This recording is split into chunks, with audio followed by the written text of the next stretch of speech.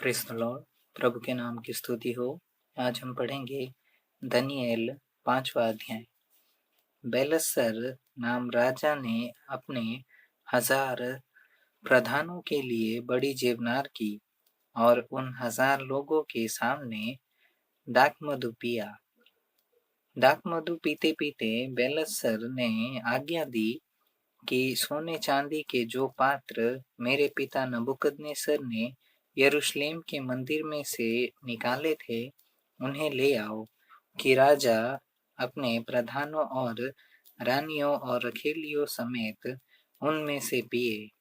तब जो सोने के पात्र यरूशलेम में परमेश्वर के भवन के मंदिर में से निकाले गए थे, वे लाए गए और राजा अपने प्रधानों और रानियों और रखैलियों समेत उनमें से पीने लगा। वे दाखमधु पी कर सोने, चांदी, पीतल, लोहे, काठ और पत्थर के देवताओं की स्तुति कर ही रहे थे कि उसी घड़ी मनुष्य के हाथ की सी कई उंगलियां निकलकर दीवट के सामने राजमंदिर की भीत के चूने पर कुछ लिखने लगी और हाथ का जो भाग लिख रहा था वह राजा को दिखाई पड़ा। उसे देखकर राजा भयभीत हो गया और वह अपने सोच में घबरा गया और उसकी कटी के जोड़ ढीले हो गए और कांपते कांपते उसके घुटने एक दूसरे से लगने लगे। तब राजा ने ऊंचे शब्द से पुकार कर तंत्रियों, कसदियों और होनहार बताने वालों को हाजिर करवाने की आज्ञा दी। जब बाबुल के पंडित पास आए तब राजा उनसे कहने लगा, जो कोई वह लिखा हुआ पढ़कर उसका अर्थ मुझे समझाए, उसे बैंजनी रंग का वस्त्र और उसके गले में सोने की कंठमाला पहनाई जाएगी और मेरे राज्य में तीसरा वही प्रभुता करेगा। तब राजा के सब पंडित लोग भीतर आए, परंतु उस लिखे हुए को न पढ़ सके और न राजा को उसका अर्थ समझा सके। इस पर बेलशस्सर राजा निपट घबरा गया और भयातुर हो गया और उसके प्रधान भी बहुत व्याकुल हुए। राजा और प्रधानों के वचनों को सुनकर रानी जेवनार के घर में आई और कहने लगी, हे राजा, तू युग युग जीवित रहे, अपने मन में न घबरा और न उदास हो। तेरे राज्य में दानियेल एक पुरुष है जिसका नाम मेरे पिता ने बेलशस्सर रखा था। उसमें पवित्र ईश्वरों की आत्मा रहती है और उस राजा के दिनों में उसमें प्रकाश, प्रवीणता और ईश्वरों के तुल्य बुद्धि पाई गई। और हे राजा, तेरे पिता जो राजा था, उसने उसको सब ज्योतिषियों, तंत्रियों, कसदियों और होनहार बताने वालों का प्रधान ठहराया था, क्योंकि उसमें उत्तम आत्मा, ज्ञान और प्रवीणता और स्वप्नों का फल बताने और पहेलियां खोलने और संदेह दूर करने की शक्ति पाई गई। इसलिए अब दानियेल बुलाया जाए और वह इसका अर्थ बताएगा। तब दानियेल राजा के सामने भीतर बुलाया गया। राजा दानियेल से पूछने लगा, क्या तू वही दानियेल है जो मेरे पिता नबूकदनेस्सर राजा के यहूदा देश से लाए हुए यहूदी बंधुओं में से है? मैंने तेरे विषय में सुना है कि ईश्वर की आत्मा तुझ में रहती है और प्रकाश, प्रवीणता और उत्तम बुद्धि तुझ में पाई जाती है। देख, अभी पंडित और तंत्री लोग मेरे सामने इसलिए लाए गए हैं कि यह लिखा हुआ पढ़े। और उसका अर्थ मुझे बताए। परंतु वे उस बात का अर्थ न समझा सके। परंतु मैंने तेरे विषय में सुना है कि दानियेल भेद खोल सकता और संदेह दूर कर सकता है।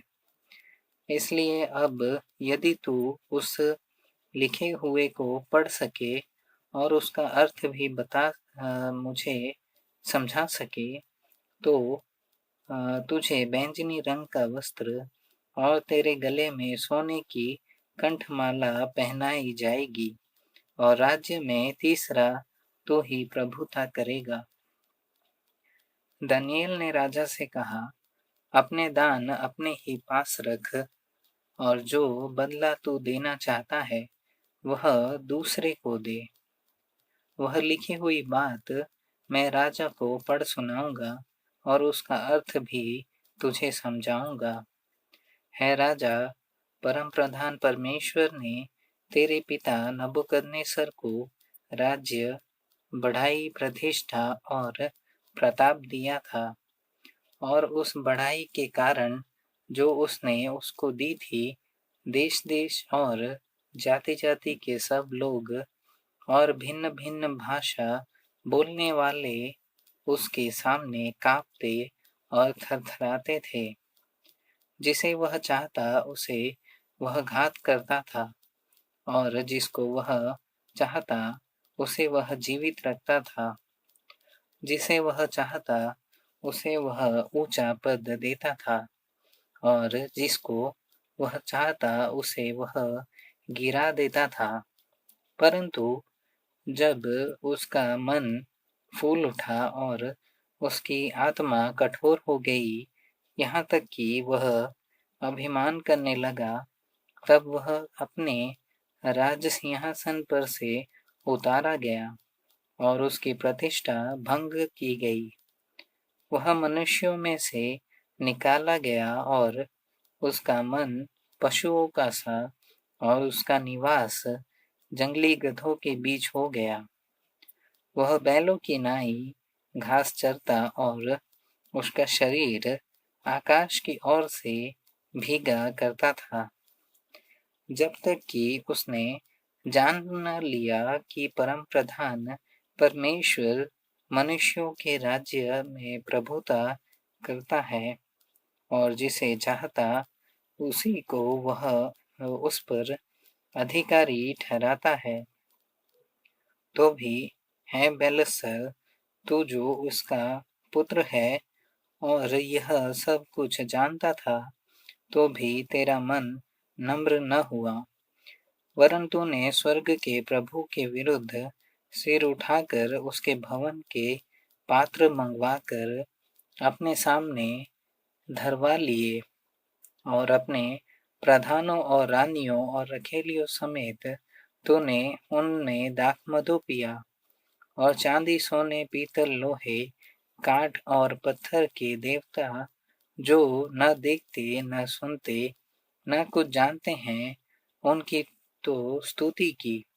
परंतु परमेश्वर, जिसके हाथ में तेरा प्राण है और जिसके वश में तेरा सब चलना फिरना है, उसका सम्मान तूने नहीं किया। तभी यह हाथ का एक भाग उसी की ओर से प्रकट किया गया है कि वे शब्द लिखे गए हैं, और जो शब्द लिखे गए वे ये हैं, मने मन, मने तकेल और ऊपरसीन। इस वाक्य का अर्थ यह है, मने अर्थात परमेश्वर ने तेरे राज्य के दिन गिनकर उसका अंत कर दिया है। तकेल तो मानो तराजू में तोला गया और हल्का पाया गया है। परेश अर्थात तेरा राज्य बांटकर मादियों और फारसियों को दिया गया है। तब बेलसर ने आज्ञा दी और दानियेल को बैंजनी रंग का वस्त्र और उसके गले में सोने की कंठमाला पहनाई गई और ढिंढोरिये ने उसके विषय में पुकारा कि राज्य का तीसरा दानियेल ही प्रभुता करेगा।